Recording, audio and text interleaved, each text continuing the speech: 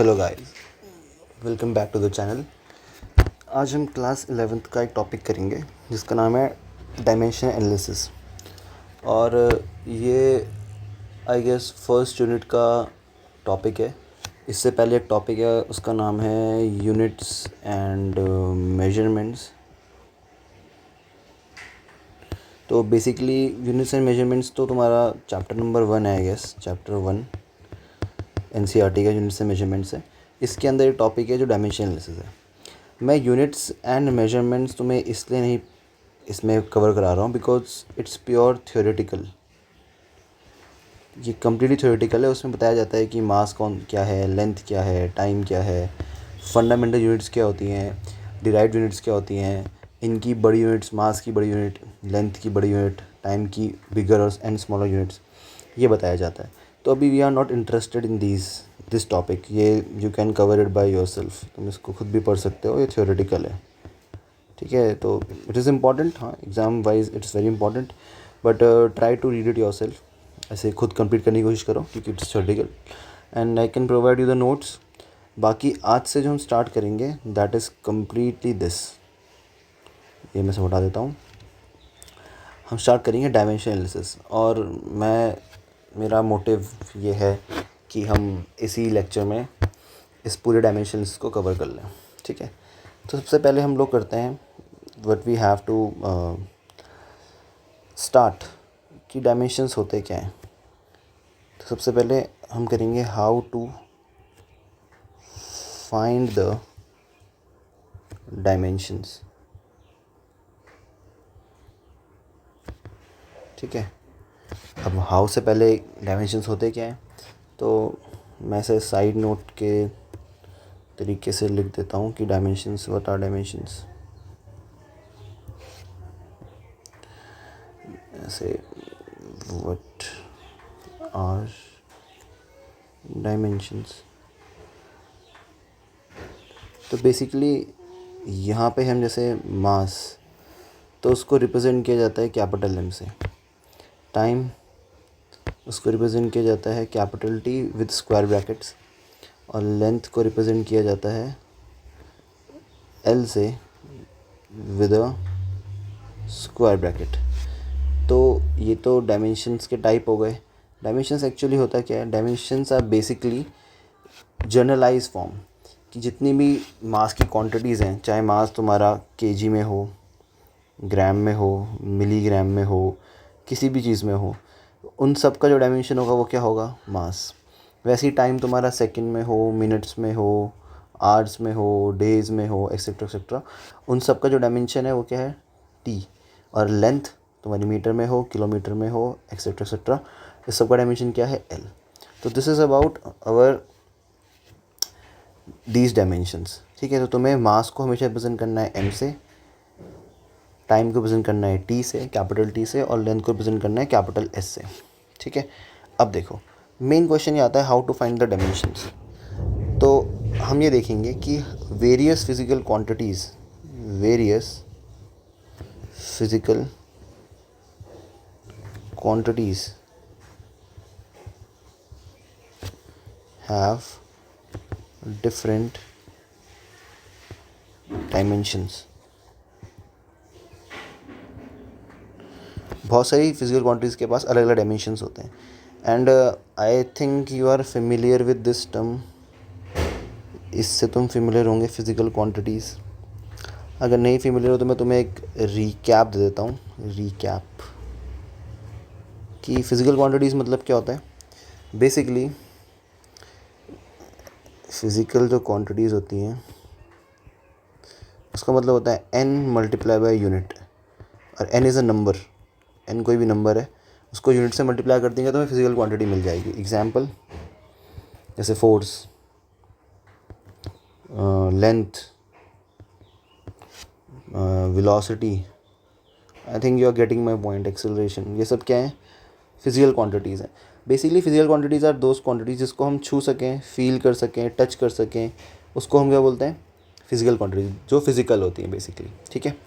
अच्छा चलो थोड़ा अब मेन चीज़ पे आते हैं, how to find the dimensions.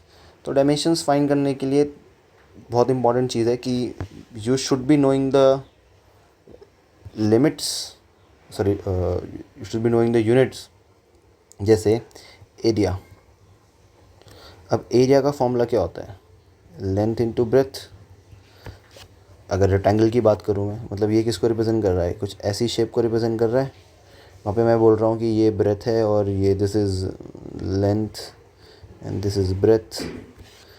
तो अल्टीमेटली ये दोनों चीज़ें जो हैं, लेंथ और ब्रेथ, जब इनको मल्टीप्लाई करूँगा तो लेंथ को मैं मेजर किस में करता हूँ? सोचो, मास में, टाइम में कि लेंथ में? लेंथ को तो लेंथ में मेजर किया जाएगा और ब्रेथ को भी लेंथ में ही मेजर किया जाएगा. लेंथ बोलने के लिए मतलब है distance. Length and breadth both are distance. तो हम बोल सकते हैं कि L इंटू बी से जो आंसर आएगा, लेंथ को भी हम मीटर में नाप सकते हैं, ब्रेथ को भी हम मीटर में नाप सकते हैं. तो जो एरिया की यूनिट होती है वो हमेशा तुम लोग को पता होगी मीटर स्क्वायर होती है या फिर सेंटीमीटर स्क्वायर होती है. मतलब किसी भी लेंथ का स्क्वायर होता है. और लेंथ को क्या रिप्रेजेंट किया जाता है? L. तो L का square. This is the dimension for area. Similarly अगर मैं वॉल्यूम की बात करूँ तो वॉल्यूम का डायमेंशन क्या होगा? कोई भी फॉर्मूला पकड़ लो वॉल्यूम का, LBH. और ज़रूरी नहीं है, मैं तुम्हें आगे समझाऊंगा कि यही फॉर्मूला लगाना पड़ता है, ऐसा भी ज़रूरी नहीं है. You can use any formula, you will get the same answer. तो M into M into M, क्योंकि लेंथ को भी मीटर में नापते हैं, ब्रेथ को भी मीटर में नापते हैं और हाइट को भी मीटर में ही नापते हैं. चाहे तुम सेंटीमीटर में नाप लो, कोई फ़र्क नहीं पड़ेगा उससे. ठीक है, it will not make any difference. तो L cube will be the answer. Okay, अब ऐसे ही हम थोड़ा और डायमेंशन समझते हैं. मैं सब नहीं लिखवाऊँगा, बाकी that will be your work to find. Speed का फॉर्मूला क्या होगा? Distance upon time. हर किसी को पता है, बचपन से पढ़ते हुए आ रहे हो. डिस्टेंस को किसमें मेजर करते हैं? लेंथ की यूनिट है ना डिस्टेंस, एक तरीके से लेंथ होती है. और टाइम को तो टाइम में मेजर किया जाता है. और जब भी नीचे से कोई चीज़ ऊपर जाती है तो उसकी पावर हो जाती है -1, तो तुमको पता होगा. ठीक है, जैसे मैं लिख देता हूँ, सिंस अगर मैं 1/a लिखूँ तो उसका मतलब होता है a की पावर -1.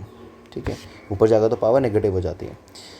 सिमिलरली वेलोसिटी निकलूँगा अगर, तो वेलोसिटी, तो वेलोसिटी का फॉर्मूला होता है डिस्प्लेसमेंट अपॉन टाइम. तो displacement is a unit of length. Length का ही दूसरा नाम डिस्प्लेसमेंट है और टाइम तो टाइम ही है. तो डायमेंशन क्या आ गया? LT-1. As you can see कि यहाँ पे ये दो डायमेंशन सेम आ गए. तो दे कैन बी सेम. ऐसे नहीं सोचना है कि डायमेंशन अलग अलग ही आएगा. दो अलग अलग फिजिकल क्वांटिटीज़ का डायमेंशन भी सेम भी आ सकता है. That can be possible. I should put some bullet points here. ठीक, हाँ जी. अब आगे बढ़ते हैं हम थोड़ा. वेलोसिटी के बाद हम पढ़ते हैं एक्सेलरेशन. एक्सेलरेशन फॉर्मूला क्या होता है एक्सेलरेशन का? Velocity upon time.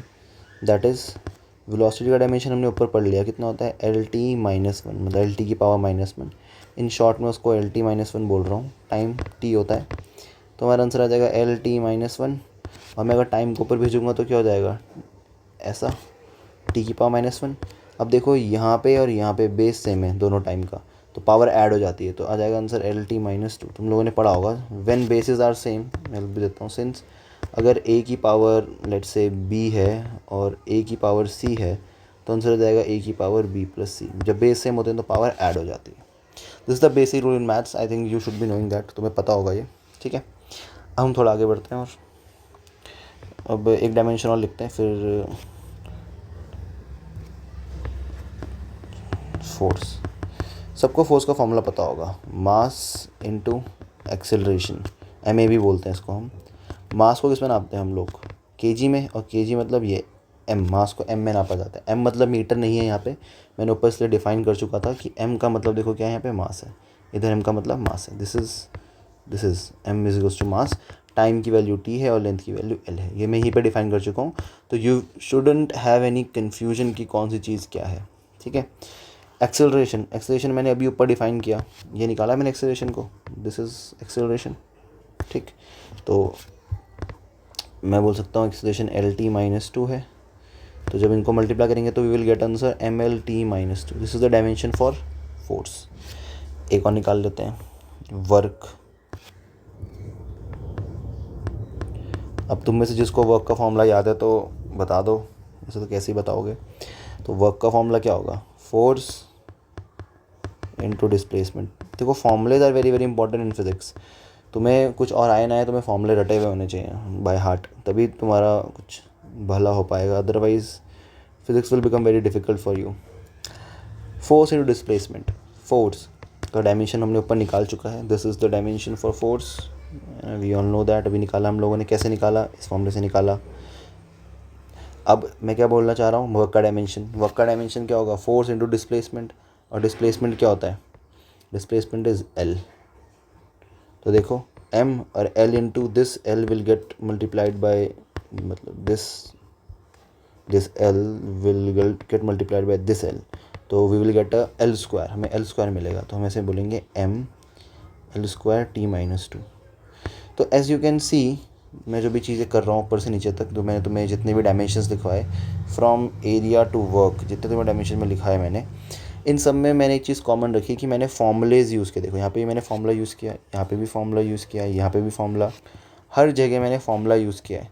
तो इसका मतलब क्या है कि डायमेंशन की एक नेसेसरी चीज़ क्या है कि हमें फॉर्मूलेज अच्छे से याद होने चाहिए। अगर मुझे फॉर्मूला याद होगा then I can easily find the dimension. मैंने डायमेंशन निकाल लिया यहाँ पे, यहाँ पे, यहाँ पे, यहाँ पे, यहाँ पे, हर जगह मैं डायमेंशन निकाल चुका हूँ क्योंकि मुझे फॉर्मूला याद था।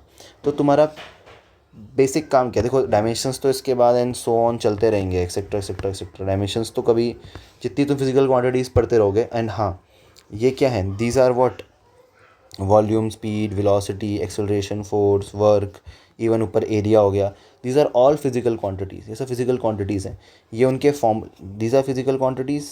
ये पहला बॉक्स जो मैं बना रहा हूँ फिजिकल क्वांटिटीज़, ये है फॉर्मूला और ये है उसका डायमेंशन। ठीक है, तो फिजिकल क्वांटिटी, उसका फॉर्मूला और उसका डायमेंशन। जो फिजिकल क्वांटिटीज़ है ना, ये these physical quantities they will keep on changing. जैसे जैसे हम आगे पढ़ते रहेंगे 11th क्लास के सिलेबस में, तो हम डिफरेंट डिफरेंट फिजिकल क्वांटिटीज़ के बारे में पढ़ेंगे। जैसे हम लोग अभी इम्पल्स पढ़ेंगे क्या होता है, मोमेंटम पढ़ेंगे क्या होता है, एंड उसके बाद हम लोग टॉर्क पढ़ेंगे, पोटेंशियल एनर्जी पढ़ेंगे, काइनेटिक एनर्जी पढ़ेंगे।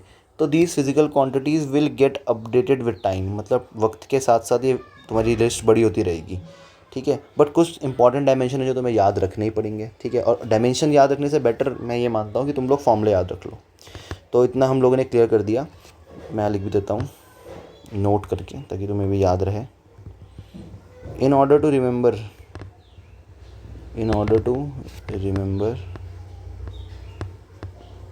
डायमेंशंस, मेक श्योर, तुम लोगों के लिए नोट है ये, you should learn all the formulas।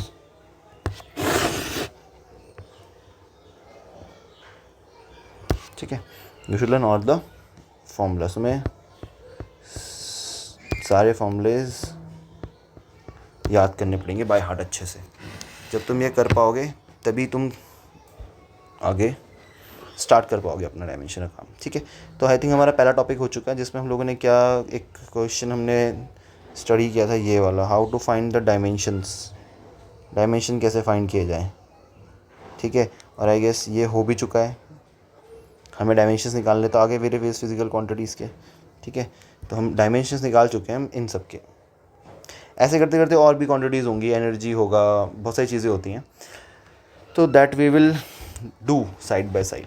ठीक है, अब हम जरा नेक्स्ट टॉपिक पे मूव करते हैं अपना। इसके बाद हमने डायमेंशंस निकालना सीख लिया। अब there are various type of quantities, things. तो बेसिकली हम लोग पहले ये पढ़ते हैं। सबसे पहले हम लोग देखते हैं ये जो मैं लिख रहा हूँ, variables. I think you should all be knowing कि वेरिएबल्स क्या होता है। वेरिएबल्स वो चीज़ें होती हैं, वो वैल्यूज़ होती हैं, मतलब वो क्वांटिटीज़ होती हैं जो अपनी वैल्यू को चेंज करती रहती हैं बार बार। ठीक है, वो क्वांटिटीज़ जो अपनी वैल्यू को बार बार चेंज करते रहें, उसको बोलते हैं वेरिएबल क्वांटिटी। जैसे स्पीड एक वेरिएबल क्वांटिटी है। हाँ, ऑब्वियसली बात है स्पीड, क्योंकि स्पीड को हम इंक्रीज़ भी कर सकते हैं और डिक्रीज़ भी कर सकते हैं। तो जैसे स्पीड 40 किलोमीटर पर आवर भी स्पीड है, 60 किलोमीटर पर आवर भी स्पीड है, 30 किलोमीटर पर आवर भी स्पीड है। मतलब आई कैन इंक्रीज़ और डिक्रीज़ स्पीड, तो उसको हम बोलते हैं वेरिएबल्स। ठीक है, तो जैसे स्पीड वेरिएबल हो गया, टाइम वेरिएबल हो गया, लेंथ वेरिएबल हो गया, एरिया वेरिएबल हो गया, वॉल्यूम वेरिएबल हो गया। तो मैक्सिमम जो फिजिकल क्वांटिटीज़ होती है दे आर वेरिएबल। ठीक है, सब नहीं होती है, मैक्सिमम की बात कर रहा हूँ मैं। ठीक, अब वेरिएबल्स में भी we have two types. Type number 1 मैं लिख देता हूँ, दे आर नोन एज पहले यहाँ लिख देते हैं इसको, dimensional variable. Dimensional variable, I hope तुम सबको इतना तो समझ में आ रहा होगा।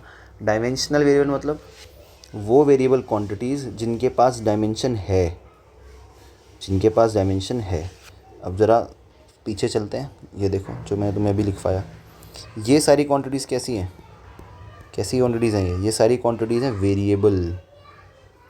दीज आर वेरिएबल क्वांटिटीज़, क्योंकि मैं इनको बड़ा घटा सकता हूँ, कम ज़्यादा कर सकता हूँ। I can increase and decrease them and they all have dimensions. सब पे डायमेंशंस है ना, देखो। तो हम बोल सकते हैं कि वो फिज़िकल क्वांटिटीज़, दोज फिज़िकल, या मैं इसकी डेफिनेशन नहीं लिखवाता हूँ, ये तो बेसिक उसके नाम से पता चल रहा है। डायमेंशनल वेरिएबल मतलब वो फिज़िकल क्वांटिटीज़ जिनके पास डायमेंशन भी है और जो वेरी भी करती हैं। इसका हम एग्जांपल लिख लेते हैं। एग्जांपल के तौर पे जितने हमने चीज़ें ऊपर लिखी, area, volume, velocity, acceleration, force, work, energy, energy मैं लिखवाया नहीं ऊपर, पर एनर्जी भी तो होगी, dot dot dot etcetera. List बहुत लंबी है इसकी, ठीक है। तो हमें एग्जांपल से याद रखना है। तो एग्जांपल्स क्या हो गए, ये सब। एरिया को हम बढ़ा सकते हैं, यस। कम कर सकते हैं, यस। वॉल्यूम को बढ़ा सकते हैं, यस। कम कर सकते हैं, यस। तो ये क्या हो गया, वेरिएबल, एंड इनके पास डायमेंशन भी है, तो they are known as dimensional variable, ठीक। अब दूसरे क्या होंगे, दूसरा टाइप होता है डायमेंशन लेस वेरिएबल्स। डायमेंशनलेस मतलब क्या होता है, which do not have any dimension. And dimensionless का अर्थ, मीनिंग जो हम लिखते हैं मैथमेटिकली या फिजिक्स के अकॉर्डिंग लिखते हैं, तो उसका मतलब है कि एम भी नहीं है वहाँ पे, एम भी ज़ीरो है, एल भी ज़ीरो है और टी की पावर भी ज़ीरो है।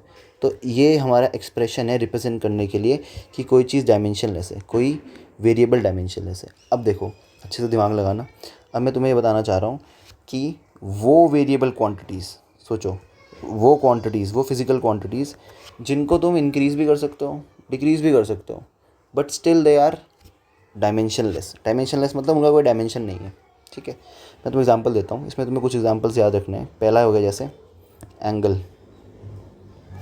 एंगल को बेसिकली हम रिप्रेजेंट करते हैं, थीटा से रिप्रेजेंट करते हैं। तो this is angle like this, ये एक एक्यूट एंगल हो गया, हम बोल सकते हैं इसको।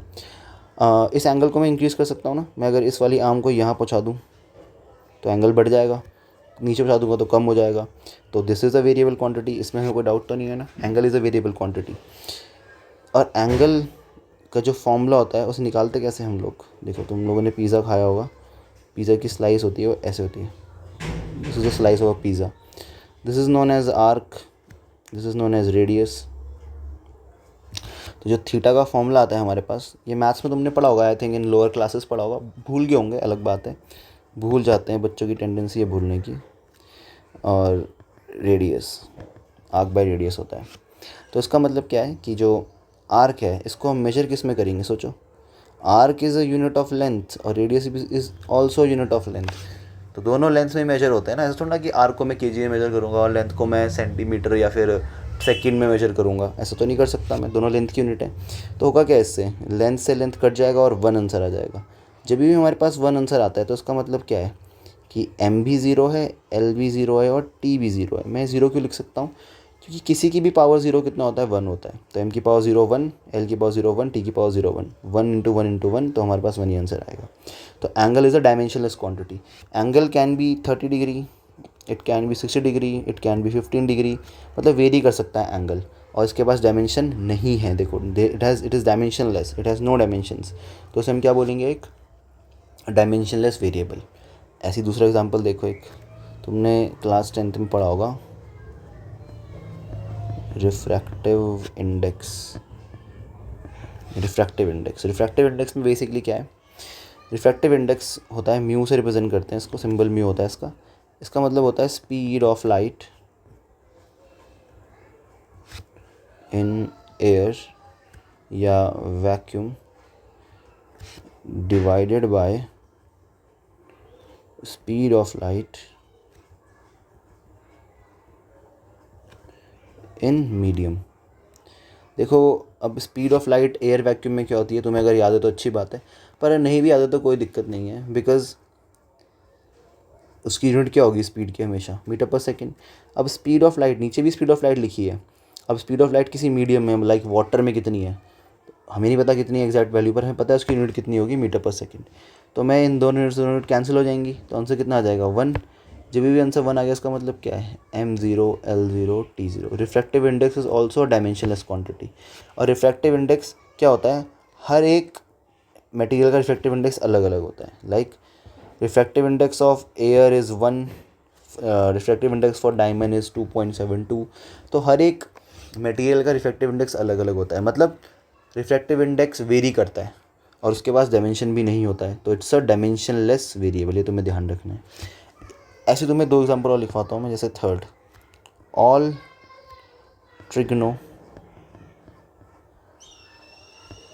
ट्रिग्नोमेट्रिक रेशियोज, जितने भी तुमने ट्रिग्नोमेट्रिक रेशियोज पढ़े हैं, टी रेशियोज इनको बोलते हैं, ये सारे के सारे क्या होते हैं, डायमेंशनलेस होते हैं। एग्जाम्पल साइन थीटा, ऐसा एक ट्रायंगल बना देते हैं,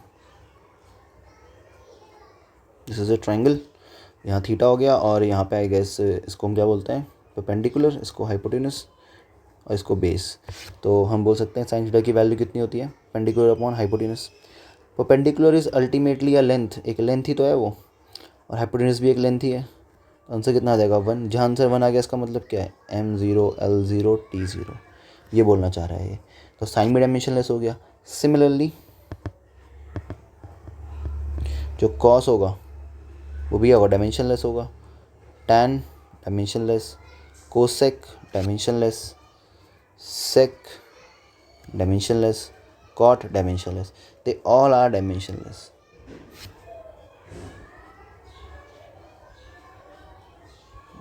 डायमेंशनलेस इसका मतलब क्या है, बेसिकली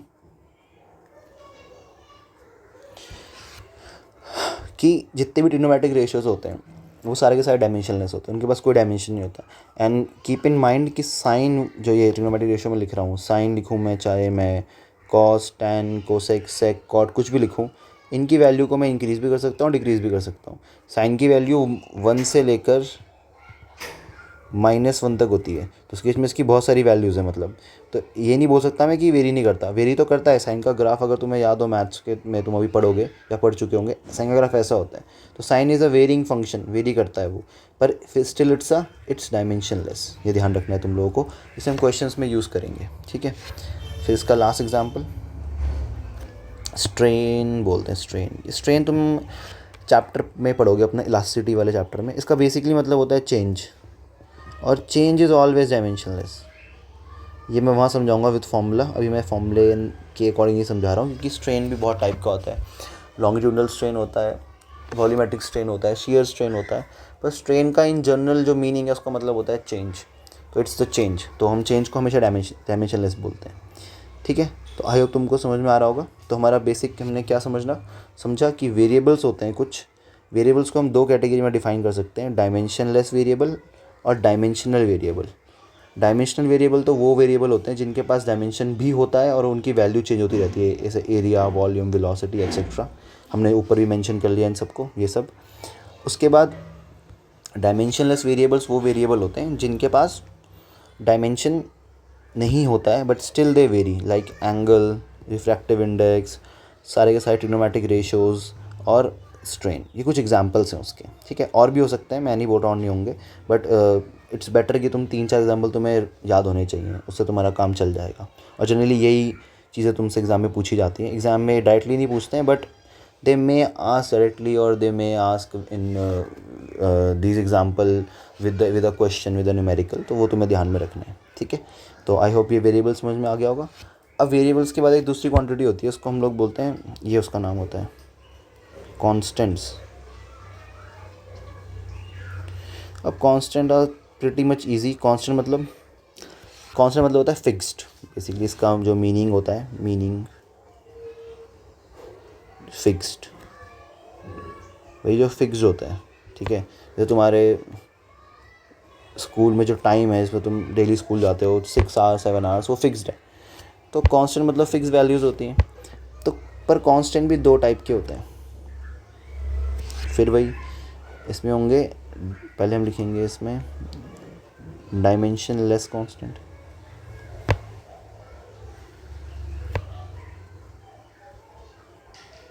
डायमेंशन लेस कांस्टेंट, और एक तरफ लिखेंगे हम डायमेंशनल कांस्टेंट।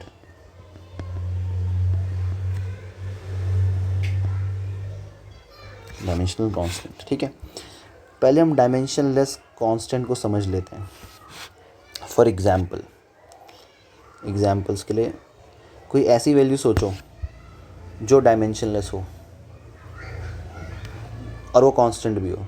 तो यू कैन नॉट से एंगल, यू कैन नॉट से थीटा, यू कैन नॉट से साइन थीटा।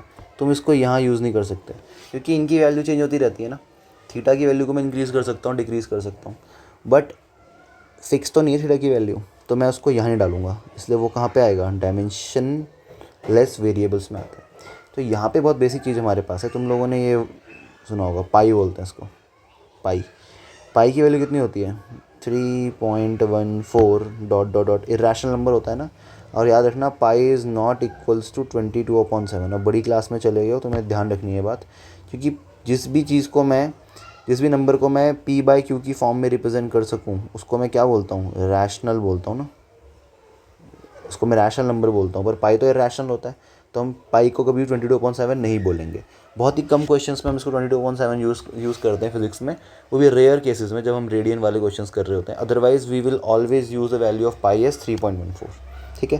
तो एक इंपॉर्टेंट तुम्हारे पास यहाँ पे एक हिंट दे दिया मैंने तुम्हें। चलो, तो पाई की वैल्यू क्या हो गई, 3.14। तो ये 3.14 फिक्स वैल्यू है ना, मतलब आगे चलती रहेगी, नेवर एंडिंग, इरेशनल है, पर फिक्स है ना, this is a constant value. तो एक कांस्टेंट वैल्यू और कोई यूनिट है इसके पास। भाई मैं ये थोड़ा ना बोल रहा हूँ कि पाई मीटर, अगर मैं बोलूँगा पाई मीटर तो उसका मतलब क्या, इसका डायमेंशन क्या हो जाएगा, एल। अगर बोलूँगा पाई केजी तो उसका डायमेंशन कितना हो जाएगा, एम, ठीक है। ऐसे करते चलता रहेगा, पर यूनिट तो इसके पास है नहीं। अगर इसके पास यूनिट नहीं है तो इसका मतलब क्या, इसके पास डायमेंशन भी नहीं होने वाला। तो मैं चीज़ मैं और लिखा देता हूँ कहीं पे नोट करके, साइड में बाद में लिखवा दूँगा, नो ऊपर लिखा देते हैं। नो यूनिट, नोट नंबर 1 था ना ये, तो नोट नंबर 2 देख लो। No unit means no dimension. जैसे यहाँ एंगल है, एंगल की यूनिट वैसे डिग्री होती है और रेडियन होती है, पर डिग्री और radian they are supplementary units, तो उन्हें कंसिडर नहीं किया जाता, ठीक है। यहाँ पे कंसिडर नहीं करते यूनिट्स को। रिफ्रैक्टिव इंडेक्स क्या होता है, इट्स अ रेशो। देखो दिख रहा है, रेशो, डिवाइड किया दो चीज़ों को मैंने, इट्स अ रेशो। तो it has no unit. Refractive index की भी कोई यूनिट नहीं होती, तुम्हें अगर याद हो तो। यूनिट नहीं होगी तो डायमेंशन भी नहीं होगा, डायमेंशन लेस हो गया। Similarly trigonometric ratios, they are ratios, नाम में उनके रेशोज़ है, तो दे हैव नो यूनिट, तो दे हैव नो डायमेंशन, इसका मतलब यही है। स्ट्रेन के पास भी कोई यूनिट नहीं होती, नो यूनिट तो मीन्स नो डायमेंशन, ये ध्यान रखना बात, ठीक है। अब आ जाते हैं, चलो इसमें कॉन्स्टेंट्स पे आते हैं अपने। तो पाई हो गया। अब जब मैं ऐसे बना रहा हूँ ना, ये आर, थोड़ा स्टाइलिश आर बना रहा हूँ ऐसे करके, तो इसको बोलते हैं रियल नंबर्स। तुमने पढ़े होंगे, या भूल गए हो तो रियल नंबर्स मतलब क्या होता है, जो स्टार्ट होते हैं -इन्फिनिटी से, फिर ज़ीरो, सारे पॉजिटिव, और ऐसे जाते हैं -इन्फिनिटी से +इन्फिनिटी, ऐसे। तो इसका मतलब क्या है कि जितने भी नंबर हैं, जितने भी तुम नंबर सोच सकते हो, चाहे रैशनल सोचो, इर्रेशनल सोचो, कुछ भी सोचो, वो सारे के सारे रियल नंबर्स होते हैं। जैसे 1 is a real number, 2 1/17, -2/16, root के अंदर 77, माइनस इमेजिनरी नंबर में सोच लेना, अदरवाइज सारे के सारे नंबर क्या होते हैं, रियल नंबर्स होते हैं। दे ऑल आर कांस्टेंट। 1 की वैल्यू तो फिक्स्ड है ना, 1 तो 1 है, 1 2 थोड़ा हो सकता है, 1 की वैल्यू फिक्स्ड है, तो the 1 is a dimensionless constant. 1 के पास कोई डायमेंशन नहीं होता। और इसको समझ, और एक और कांस्टेंट होता है, इसको हम ई बोलते हैं, ठीक है। ई की वैल्यू 2.71 कुछ होती है, इसको यूलर्स नंबर बोलते हैं। अभी तुम इतना जानने की ज़रूरत नहीं है इसको, पर ये भी एक कांस्टेंट होता है। अब मैं तुम्हें एक एग्जांपल इसको और दे देता हूँ, जो उसका प्रैक्टिकल एग्जांपल है। जैसे एरिया, हमने एरिया पढ़ा, तो तुम्हें दिमाग में आया तो होगा कि मैंने L/B लिया, ये होता है एरिया ऑफ रेक्टेंगल, जहाँ तक मुझे जितना मेरी नॉलेज है ना, रेक्टेंगल का एरिया होता है। तो इसका डायमेंशन तो L² आ गया। अब तुम्हारे दिमाग में, किसी के दिमाग में तो आ रहा होगा कि यार अगर रेक्टेंगल का एरिया L² है, अगर मैं स्क्वायर करता तो एरिया, अगर मैं बोलूँ एरिया ऑफ स्क्वायर निकालो, तो वो क्या होता है, साइड स्क्वायर। मतलब साइड मतलब मीटर का स्क्वायर मतलब एल का स्क्वायर, यही डायमेंशन आना चाहिए था। अगर एरिया ऑफ ट्रायंगल ले लोगे तो राइट एंगल ट्रायंगल का एरिया क्या होता है, half base into height. Area of circle ले लो, क्या होगा, पाई आर स्क्वायर। या तुम दुनिया में किसी भी फिगर का एरिया ले लो, ठीक है, जब भी मैं उसका डायमेंशन निकालूंगा तो उसका डायमेंशन हमेशा कौन सा आएगा, एल स्क्वायर आएगा। तो कैसे, ट्राइंगल में जो ये हाफ लिखा गया है, this is half is what, this half is a real number. Real number कैसे होते हैं, डायमेंशनलेस कांस्टेंट, मतलब they will have no dimensions at all. तो इनके पास कोई डायमेंशन नहीं है। डायमेंशन सिर्फ किसके पास है, बी और एच के पास। क्या डायमेंशन है, एल इंटू एल। तो क्या डायमेंशन आ गया इसका, एल स्क्वायर। सिमिलरली ये पाई कैसा नंबर है, डायमेंशनलेस कांस्टेंट। तो इसके पास डायमेंशन है ही नहीं, सिर्फ डायमेंशन किसके पास है, रेडियस के पास। तो क्या डायमेंशन आ जाएगा हमारे पास, एल का स्क्वायर। तो तुम ये देख सकते हो कि जितने भी हमारे पास एरिया है दुनिया में, किसी भी ऑब्जेक्ट का तुम एरिया निकालो, उसका एरिया का डायमेंशन हमेशा क्या आएगा, एल स्क्वायर आएगा। तो यहीं से हमें पता चल रही है एक लिमिटेशन भी है डायमेंशन एनालिसिस के पास। There is a limitation. मैं आगे लिखवाऊंगा कि अगर मैं तुम्हारे लिए मैं ये वाली साइड छुपा दूँ पूरी की पूरी, लेट से मैं बोल दूँ कि ये कुछ नहीं है, ऐसा, इसे हटा दिया मैंने यहाँ से, ऐसे मैं बोलूँगा ये लिखा हुआ है मैंने, बस एक एरिया लिखा हुआ है मैंने, एल स्क्वायर। ये एल स्क्वायर तुम्हें पता है किसका डायमेंशन है, एरिया का डायमेंशन है। इसका डायमेंशन है, एरिया का डायमेंशन हो गया एल स्क्वायर।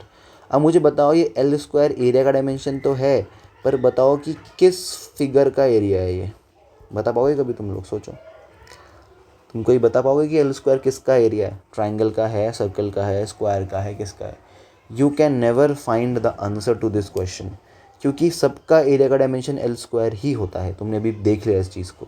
तो डायमेंशन की लिमिटेशन क्या है, it can not tell us about कि जो ये डायमेंशन आया है ये पर्टिकुलरली कहाँ से आया है। तो डायमेंशन बेसिकली क्या हो गया, जनरलाइज कर दिया मैंने। एग्जाम्पल, जैसे मैं ये लेक्चर अपलोड कर रहा हूँ तो ये मेनली क्लास 11th के लिए है। तो मैंने ये थोड़ा ना बोला किसी पर्टिकुलर स्कूल के लिए लेक्चर है, या किसी पर्टिकुलर जो ये टॉपिक है ये किसी पर्टिकुलर बच्चे के लिए है। जितने ही बच्चे क्लास 11 में पढ़ते हैं सीबीएसई या आईसीएसई बोर्ड में या किसी भी बोर्ड में ऑल ओवर इंडिया, तो उनके लिए लेक्चर क्या करेगा, इंपॉर्टेंट रहेगा। तो जनरलाइज़ कर दिया मैंने सबको। तो डायमेंशन का काम क्या होता है, वो चीज़ों को जनरलाइज़ कर देता है, ठीक है। तो ये वापस आ गए हमारे जितने में हमने लिखे थे, ठीक है। अब देखो, I think you are getting this much of my point. और जिसको समझ में नहीं आ रहा है एक बार वापस सुन ले आराम से, ठीक है। मैं यही लेक्चर थोड़ा लंबा बना रहा हूँ कि तुम्हें डायमेंशन के बारे में समझाना है। नेक्स्ट लेक्चर में हम डायमेंशन पूरा ख़त्म करेंगे, उसमें डायमेंशन के जितने भी एप्लीकेशंस हैं वो मैं समझाऊंगा विद एग्जांपल्स। और बहुत इजी टॉपिक है डायमेंशंस, तो you shouldn't worry about it that much, ठीक है। हम इस टॉपिक पे जाते हैं, dimensionless constant, sorry dimensional constant. Dimensional constant क्या होते हैं, वो कांस्टेंट वैल्यूज़ जिनके पास डायमेंशन है। अब सोचो ऐसी कौन सी वैल्यूज़ होती हैं। I will give you an example, और इसमें एक ही एग्जांपल है, बहुत बार पूछा जाता है, हर स्कूल के एग्जाम में पूछा जाता है कि फाइंड द डायमेंशन ऑफ मैं एक लाइन खींच देता हूँ उसके बीच में ना, अदरवाइज ये मिक्स हो जाएगा। Dimension of universal gravitational constant. एक यूनिवर्सल ग्रेविटेशनल कांस्टेंट है एक, तुमने इसको आई थिंक सुना भी होगा कभी ना कभी, भूल गए होंगे वो अलग बात है, भूल जाते हैं बच्चे। क्लास 9 में तुमने एक फॉर्मूला पढ़ा होगा, और अगर भूल गए हो तो यहाँ तो फिर पढ़ना पड़ेगा। ये फॉर्मूला है Gm1m2/r²। हेयर जो F है वो है फोर्स, m1 एंड m2 जो है वो क्या है, मास। इसको अगर फॉर्मूला याद है अच्छी बात है। और r है इज़ द डिस्टेंस। ये चीज़ डिफाइंड है, ठीक है। तो हम ये फॉर्मूले का यूज़ करके डायमेंशन निकाल रहे हैं।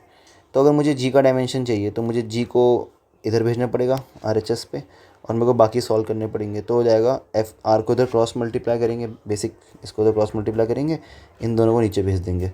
तो आंसर आ जाएगा हमारे पास कुछ इस तरीके से, F/r² divided by m1 into m2। अब अगर तुम्हें याद हो ऊपर से, तो F का डायमेंशन क्या होता है, फोर्स का dimension mlt-2। R is what, क्या था हमारे पास यहाँ, F तो फोर्स थी, डायमेंशन लिख दिया मैंने। R क्या है, डिस्टेंस है, तो डिस्टेंस का डायमेंशन क्या होता है, एल और इसका भी स्क्वायर करना है क्योंकि ऊपर स्क्वायर लिखा हुआ है, यहाँ पे हमारे पास स्क्वायर है। ये तुम देखते हुए चलना कि हमारे पास क्या क्या चीज़ें मेंशन है। यहाँ पे स्क्वायर दिखा तो हमें स्क्वायर करना ही पड़ेगा, ठीक। अब divided by m into M. M का डायमेंशन क्या होता है? मास। एम मतलब मास, तो मास इंटू मास की बात कर रहे हैं, मतलब मास का स्क्वायर हो जाएगा। अब देख लो, इस वाली एक स्क्वायर से एक ये m कट गया और m ऊपर आएगा तो पावर -1 हो जाएगी। इस l स्क्वायर को अगर मैं l से मल्टीप्लाई करूँगा तो क्या मिलेगा? l cube. तो आई होप तुम्हें इतनी बेसिक मैथमेटिक्स आती है, तो मैं उस हिसाब से थोड़ी स्पीड में चल रहा हूँ। l क्यूब और t-2। तो तुम देख सकते हो कि जो g है इट्स अ डायमेंशनल कांस्टेंट, मतलब इसके पास डायमेंशन भी है और इसके पास ये एक कांस्टेंट वैल्यू होती है। अब जिसको आई गेस जी का वैल्यू पता है वो बता सकता है, 6.2 समथिंग होती है इंटू 10⁻⁻11। इसकी जो यूनिट होती है मैं खुद भी भूल गया यूनिट क्या होती है, Newton metre square per K G cube something कुछ यूनिट होती है इसकी, that I also forgot. But G के पास एक फिक्स वैल्यू होती है 6 point something into 10⁻⁻11।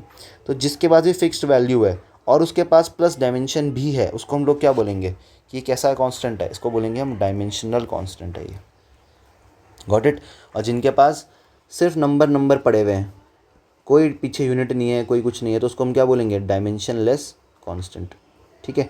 This is very basic, बहुत सिंपल सी बात है ये वाला, ये पोर्शन जो मैं बता रहा हूँ, और काफ़ी आसान भी है, ठीक है। तो अभी तक हमने इसमें हम थोड़ा ओवरव्यू ले लेते हैं, बड़ा हो गया है ये लेक्चर, तो यहाँ से ओवरव्यू ले लेते हैं हम लोग कि हमने डायमेंशंस में क्या पढ़ा। पहले how to find dimensions. Dimension 3 type के हमारे पास होते हैं, मास, टाइम और लेंथ। और भी हो सकते हैं, केल्विन भी हो सकता है, एम्पियर भी हो सकता है, मोल भी हो सकता है, पर वो हमारे सिलेबस में ज़्यादातर क्वेश्चंस नहीं आते हैं उसके, तो मैंने इसलिए इसको इग्नोर कर दिया। जो तुम्हारे सिलेबस के लिए इंपॉर्टेंट है वही मैं बता रहा हूँ। तो physical quantities have different dimensions, may have different dimensions, I think I should correct it, may have, ठीक है। मैं इसलिए बोल रहा हूँ क्योंकि देखो हमने ये पढ़ा ना कि वेलोसिटी और स्पीड का डायमेंशन तो सेम ही हो गया, ये देखो अलग अलग नहीं हो सकता ना। दो फिजिकल क्वांटिटी का डायमेंशन सेम भी हो सकता है, कोई बड़ी बात नहीं है, ठीक है। फिर यदि क्या आपने बता दिया फिजिकल क्वांटिटी होती क्या है, ये हमने उसकी डायमेंशन निकालने सीखे। Then we are some notes. No unit means no dimensions. In order to remember dimensions हमें मेक श्योर करना है कि हमें फॉर्मूलेज याद हो। फॉर्मूले याद होंगे, डायमेंशन याद हो जाएंगे ऑटोमेटिकली, और फॉर्मूले याद करना ज़्यादा इंपॉर्टेंट है। वेरिएबल्स 2 प्रकार के होते हैं, dimension variable, dimensional variable, dimensionless variable. Dimensional variable मतलब जो हमारे पास नॉर्मल होते हैं सारे के सारे लगभग, और डायमेंशनलेस में कुछ एग्जांपल सिखाए हमने, angle, refractive index, trigonometric ratios वगैरह वगैरह। This is all about. फिर कॉन्स्टेंट्स के बारे में पढ़ा हम लोगों ने। तो एक बार ये टॉपिक आपको अच्छे समझ में आ जाए तो we will start our next जो लेक्चर होगा वो हम स्टार्ट करेंगे। जो उस लेक्चर का मेन थीम होगा वो होने वाला है, लाइन मिस्टेक नहीं खींच रही, वो होने वाला है application, basically application of dimensional analysis, dimensional analysis के एप्लीकेशन। और ये this is the most important, ये टॉपिक सबसे ज़्यादा आता है। 3 एप्लीकेशन पढ़ेंगे हम लोग विद एग्जांपल्स, और I will try to keep that lecture as short as possible, ठीक है। तब तक इसको रिवाइज़ करें और नेक्स्ट लेक्चर जल्दी अपलोड करूँगा मैं।